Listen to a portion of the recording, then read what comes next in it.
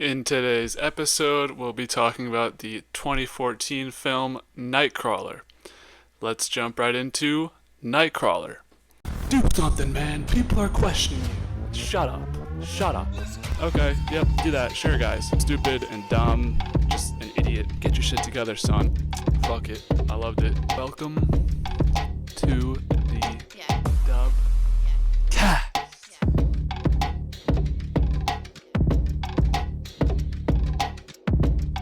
Nightcrawler was released on Halloween in 2014. The genre is a neo-noir thriller.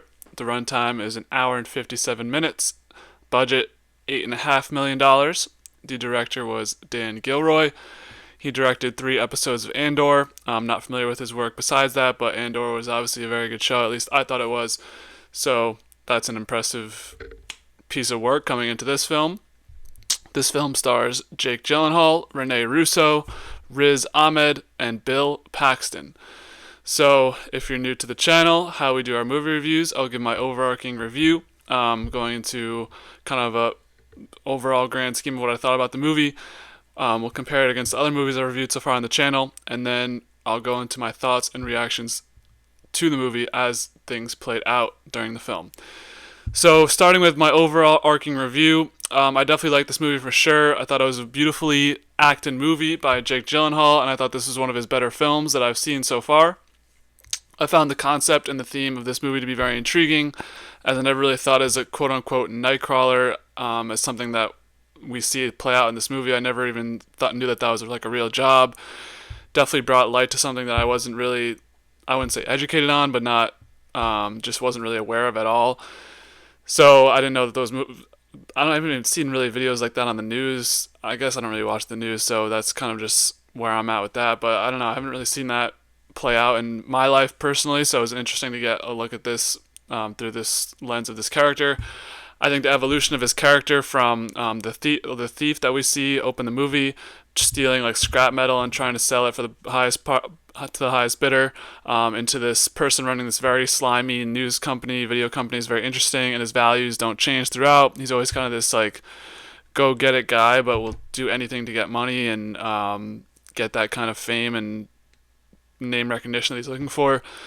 So I thought the plot was also very engaging as well, as there weren't really any times in the movie that I was like disinterested or I thought were slow. It was very attentive, or I was very attentive, always locked in. So nothing really bored me in this movie. One thing that I didn't really like though was the romance with Nina. I thought that was a little bit meh, just because that seemed like it was the only girl that he ever really known, so it made it less impactful. But I guess it showed us more of his character, so I didn't mind it that much. It played off his like him not having really feelings for people, but he did have feelings for Nina, so I guess that's there for that. Some decently high intense scenes, which helped add to the climaxes of the movie, I thought. Music was okay, nothing special. As you can probably tell, I'm going to give this movie a higher score. I'm going with an 8.3. I would recommend anyone to check out this movie, and any big Jake Gyllenhaal fans, you should definitely have already watched this movie, but if you haven't, I would recommend it for sure. Maybe lesser known with the smaller budget, I'm not sure. I have seen a lot of YouTube shorts, TikToks, that type of thing, saying to watch this movie, so I'm sure it's already been through the mill, but here I am giving my review. I will say it's hard for me to organically come up with scores now that I have my pillars. We're 20 movies in here. I got to give everything a ranking, so I have to rank everything based off other rankings.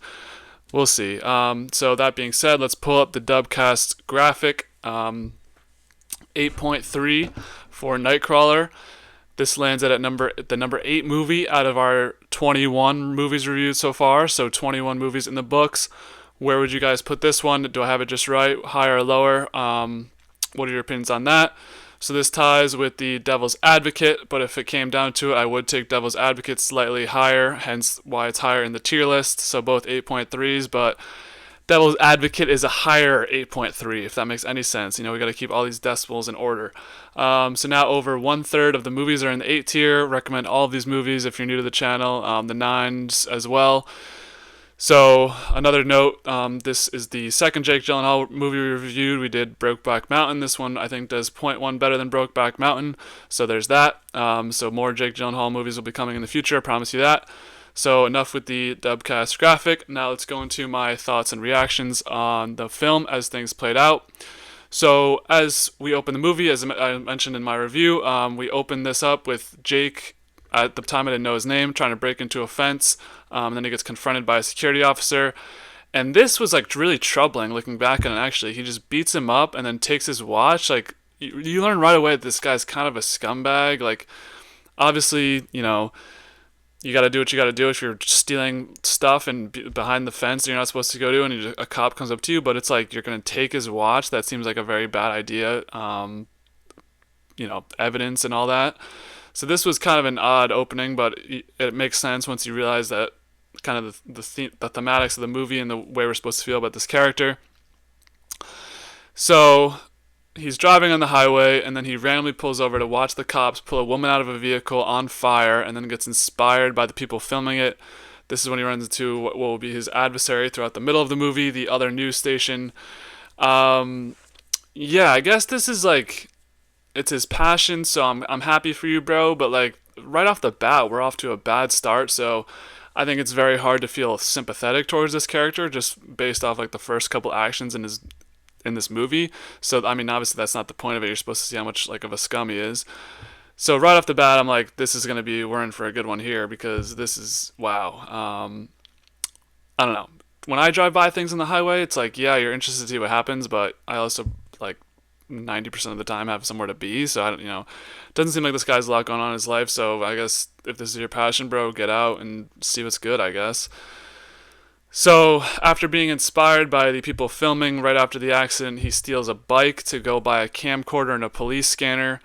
I don't know what's up with police scanners, why people think they need police scanners. Basically, I guess this is 10 years ago at this point, but every GPS app, whether it's Waze, Google Maps, Apple Maps, they all have the thing if there's a cop there.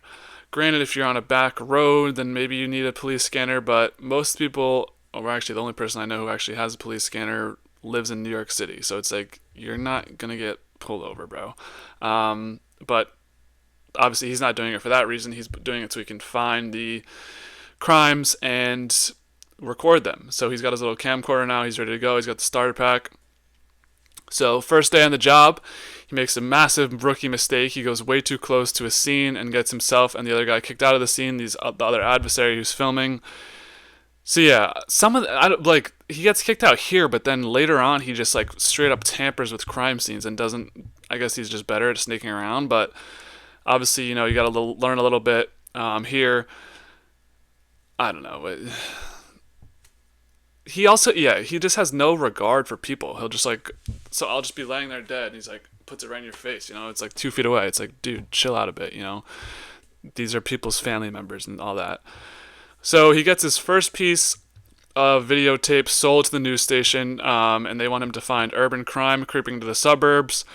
So this movie, as there are multiple themes going on, I think one of the main themes, I think, is this underlying aspect of them just wanting to find urban crime creeping into the suburbs, because that's what will make people panic. So wink wink, nod nod, that's basically our society now. The news is just fucking depressing and everything's bad. And they only show you stuff to make you concerned and go up in arms. They never show you good news, really. I mean, that's been the trope with news. Everyone knows that.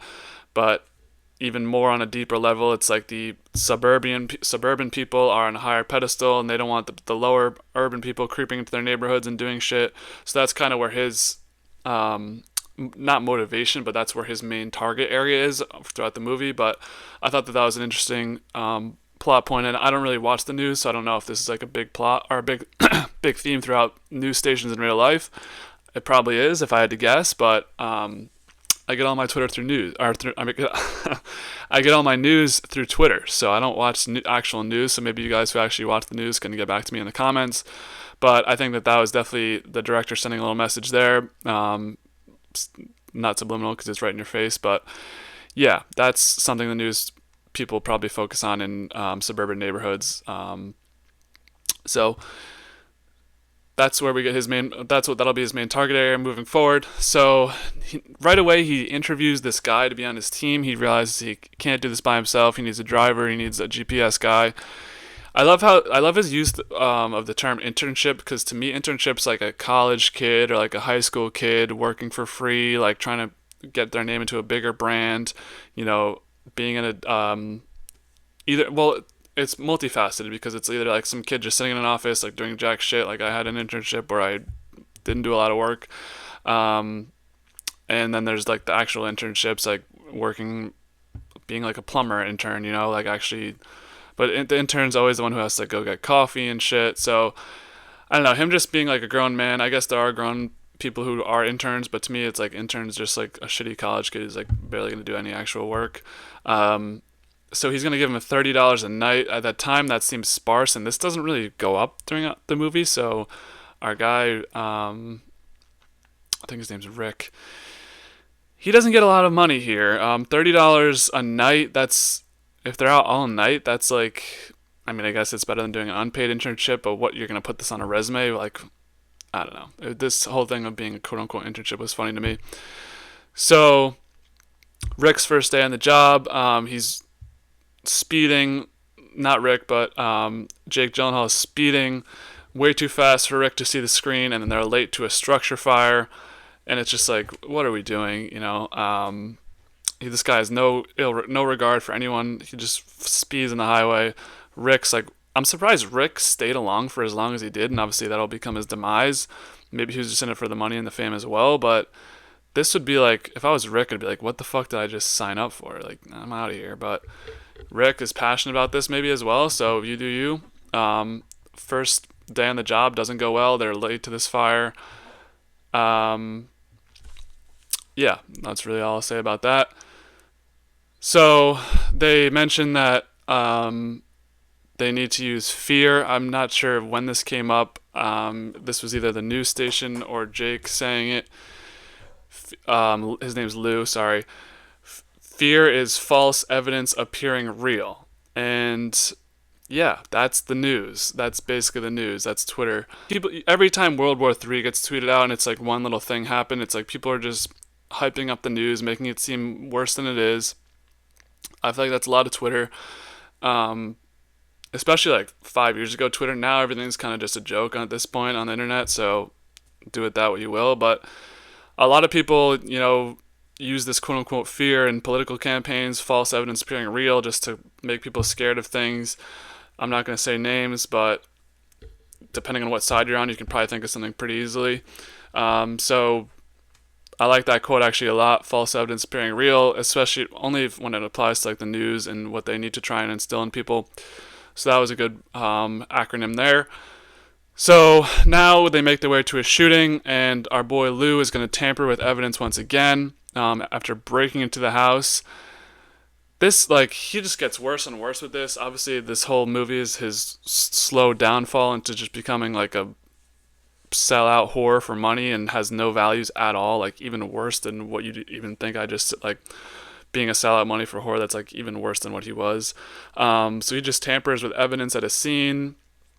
At this point, you're like, you know, this is going downhill. So he realizes that he has a strong passion for TV and the news. You know, I know people in the news or who work for news stations. That's not my cup of tea, so go off. I do like TV shows though, but the news I don't really consider TV. I think the news is like a separate entity. So he makes his way to a crash scene. He drags a dead body to get a better shot, and I'm surprised this one didn't come back on him at all, considering he's moving the bodies, fingerprints, all that. So thought that was a little odd that didn't really come back again, but it's just him tampering once again with not a crime scene at this point, but an accident scene. Yeah, and I'm sure that person's family and significant others were really happy that you dragged their body to get a better shot for the TV movie. You know, it's like, I guess no one really would ever know about it. But come on, bro. Like, this is enough. And now, after all this hype, all this tampering, all this confidence in himself, he finally asks Nina, who I haven't really talked about Nina yet, but she's the girl who he's been working with, cooperating in the news. She's the one who gets him paid, gets his clips on the news. She's kind of this like extremist, wants to show like the most dark things in the news to get more ratings. He feels a connection to her, asks her on a date, and she says no, but because she doesn't date people that she works with. So respect, but also like if you like the guy, just go out with him. It's really not gonna. I mean, you guys don't really technically work together. He's like a contractor. He's an independent contractor, but that's a good way to get out of my life as well. Kind of psycho, but she does. We'll talk about it in a second. So, or at least I thought she was saying no, because I'm proven wrong in like a scene or two later, actually. So I don't really know what that was about. Playing hard to get, Nina. Okay, should mention she's at least like 10 to 20 years older than him, but that's neither here nor there. So his adversary, Mayhem, that's the name of his company, is Mayhem. He has decided that he's going to ask Lou to join the team. He's got a second van. Business is going really well for Mayhem, but Lou has zero interest. He wants to build his own name, build his own brand. He's not really interested in joining up with Mayhem at all, and he's going to keep running his business, and he steals this idea of running the second van. And yeah, actually, we need to talk about Mayhem in a second, but not really surprised by that. I don't think Lou is ever going to cooperate with someone else. He's in it for himself. He just wants to make his cash day as big as possible. So after this, turns out Nina actually did go on the date with him. I thought that was pretty surprising. I thought she really had no interest in him at all. She said she came out with him as a professional courtesy. Okay, like, I'm not sure if that's a thing. You need to go out. Like, if that was the thing, then a lot of people would be going on dates that didn't want to. So I'm not really buying that one from you, Nina. So I think there is a part of her that likes, we see her darker side come out later in the movie, but I think there is a part of her that likes the darker side of Lou as well. Obviously, they kind of have this interest in, like, a crime scene being really bloody and, like, showing censored stuff, not censored stuff, but stuff that should be censored on TV. So, once she kind of rejects his ideas a little bit or pushes back on his ideas for his future, he kind of reads her for filth, saying how he helped build the company up and she's part of the lowest rated news station, basically saying that she needs him in order to get her clips and get her ratings on the TV. He says, a friend is a gift you give yourself. Trying to market himself for Nina in a relationship and also their working relationship. So we see quick, Lou just flips quick on Nina, does not dig her at all anymore, kind of views her as lesser for not wanting to work with him. Obviously, he's very self-centered, very, not selfish, but entitled, I think. He thinks he's the best in the world at everything. So, yeah, this was an awkward conversation to watch, but I'm glad they didn't end up actually getting together. So, a plane crashes after this date is over, but Mayhem gets to it first. Nina's pissed off that Lou's not fulfilling his promise of being the first one on the scene, getting the first shots. So this is when, I think this is one of the more famous scenes in the movie.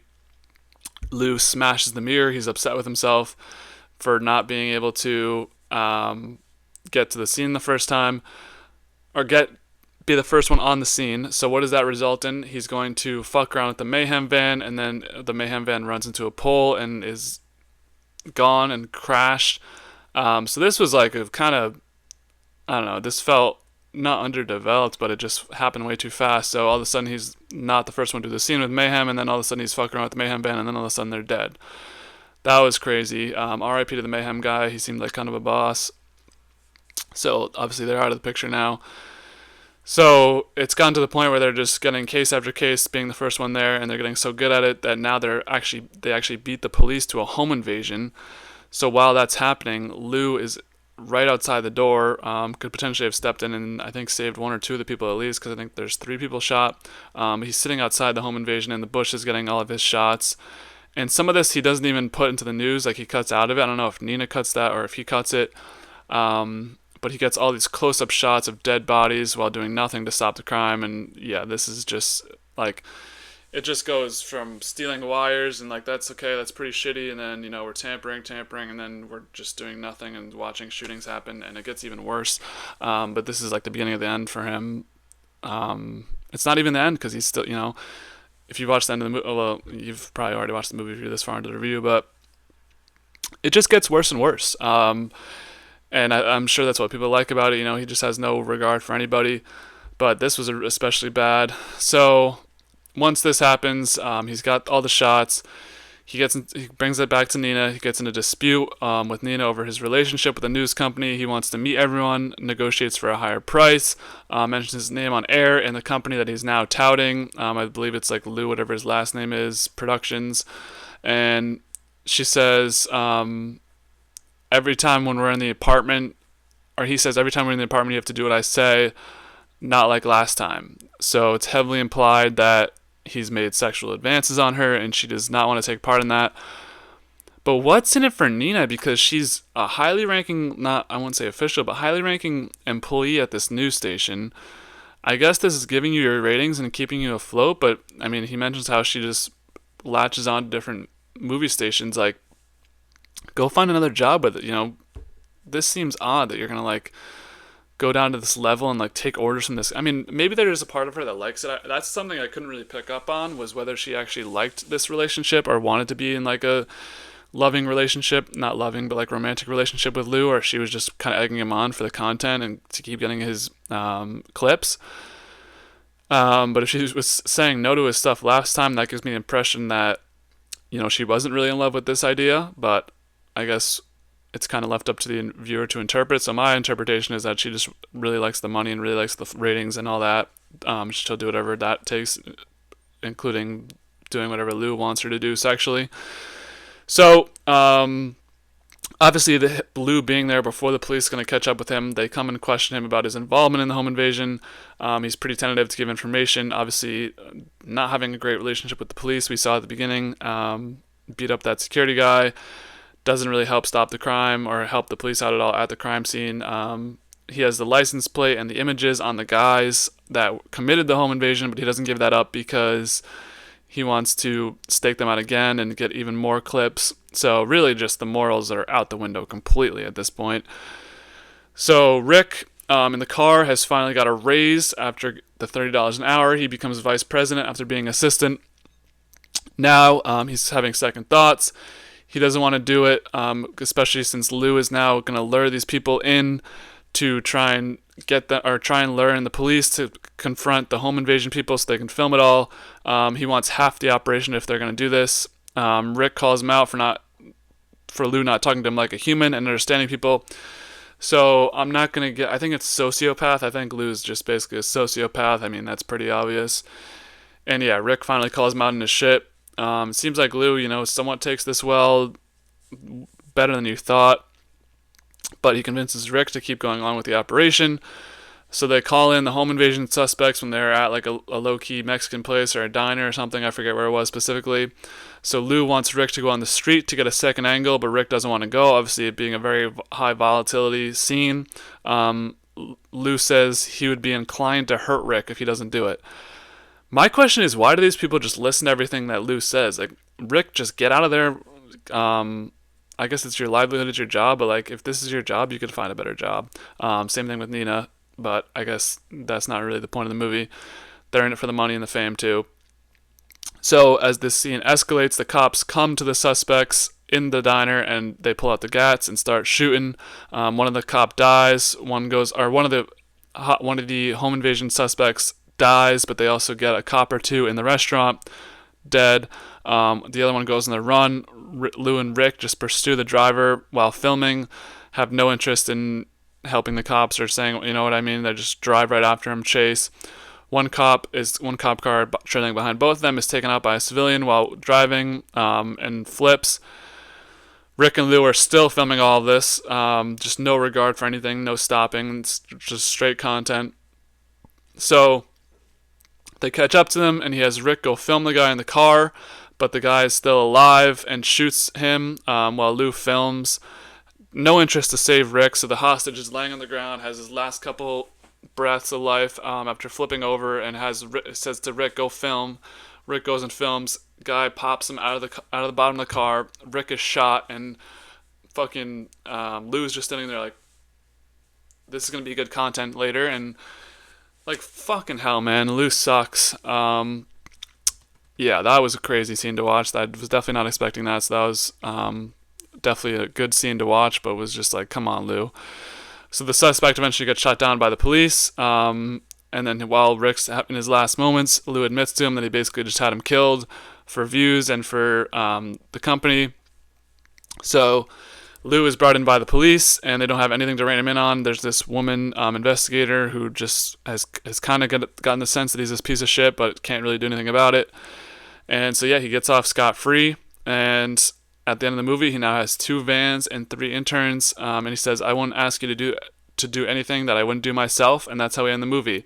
Obviously, those guys are going to be fucked. I say guys. I think it was a girl and a guy, or 2 guys, or some combination of genders. So don't come after me for that. So that'll wrap Nightcrawler. Yeah, kind of not a whimper at the end, just, post big scene, but that was a crazy climax. Definitely did not expect Rick to die. But we could see the de-evolution of Lou throughout this film.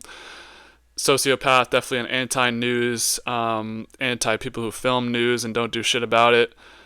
This is actually reminding me of Scott Hansen. For those of you who watch NFL Red Zone, he was not involved, but he was on the scene of a car crash, and there was a guy filming the car crash while not doing anything, and Scott Hansen's like, what the fuck are you doing, bro?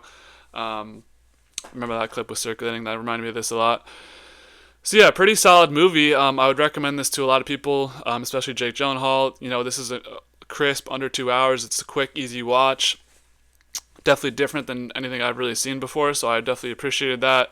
So yeah, that'll wrap up Nightcrawler. What did you guys think of Nightcrawler? Would you give it higher than 8.3 or lower than 8.3?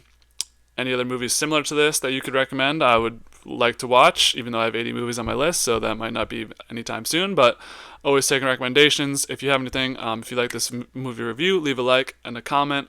Subscribe on YouTube. The gang is strong. We're everywhere. Spotify.